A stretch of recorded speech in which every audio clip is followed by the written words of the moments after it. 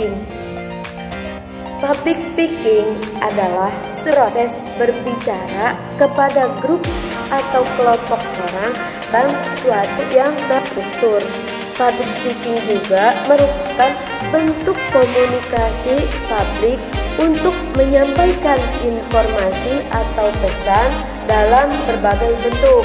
Yang pertama,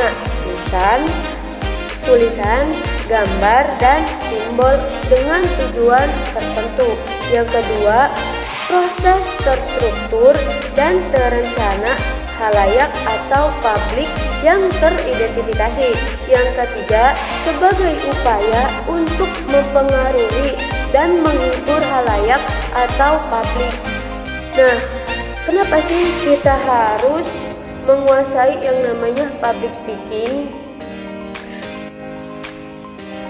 Karena dengan kita menguasai public speaking, ternyata banyak orang sukses yang lahir dari good speaker.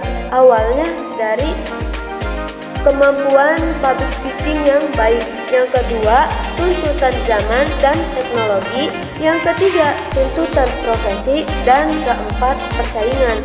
Lalu, bagaimana sih caranya agar kita bisa menjadi pembicara atau speaker yang baik? Karena ada mitos yang mengatakan bahwa kemampuan berbicara di depan umum muncul karena adanya bakat. Tapi faktanya kemampuan berbicara berkembang karena seringnya kita latihan dan praktek berbicara di depan umum. Nah, yang menghalangi kita untuk berlatih dan praktek adalah rasa gugup akibat berbagai rasa takut yang ada di diri kita. Solusinya dari masalah tersebut, yang pertama, kita harus sering latihan. Karena dengan kita sering latihan, kita akan terbiasa berbicara di depan umum. Nah, yang kedua, kita harus banyak berdoa. Contoh dari public speaking yaitu ceramah agama, pidato,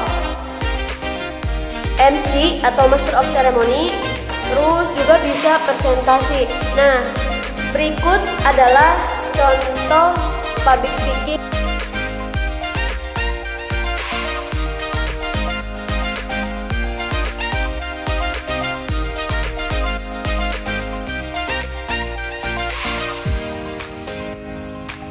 Nah, kalian pernah nggak sih ketika kalian presentasi di dalam kelas, kalian merasakan gugup ketika membawakan presentasi tersebut? Nah, di sini saya akan memberikan tips cara presentasi yang benar dan menarik. Yang pertama yaitu kuasai topik yang akan dipresentasikan. Kadang nih ternyata teman-teman, yang menjadi kendala kita untuk presentasi itu kita nggak tahu apa yang akan kita bicarakan, atau juga kadang kita terpaku dalam teks. Jadi bukan presentasi tapi malah kayak baca teks. Pernah nggak? Bener nggak? Nah, oleh karena itu sebelum kita memulai presentasi, kita harus kuasai dulu topik yang akan kita sampaikan kepada halayak. Nah, yang kedua yaitu bayangkan ketika latihan apa yang terjadi besok saat presentasi, supaya kita mengetahui nih bayangan-bayangan untuk besok kita presentasi seperti apa dan bagaimana. Yang ketiga, saat presentasi lakukan eye contact atau bertatap muka dengan audiens. Karena dengan kita melakukan tatap muka atau melakukan eye contact, kita itu berbicara kepada audiens, seolah-olah kita melakukan komunikasi dengan audiens. Nah, tipsnya, jika kalian tidak bisa bertatap muka atau eye contact dengan audiens, kalian menatap satu jengkal di atas kepala kita.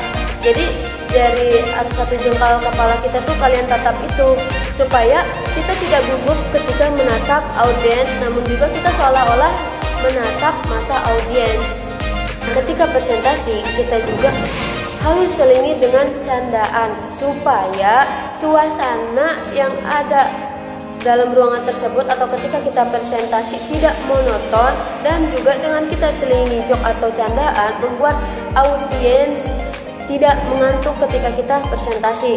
Nah, selain itu adakan tanya jawab kepada audiens, dan terakhir gunakan kesimpulan. Hanya itu yang dapat saya sampaikan, kurang lebihnya mohon maaf. Jika ada penyampaian saya yang salah atau yang kurang jelas, mohon dimaafkan. Wassalamualaikum warahmatullahi wabarakatuh.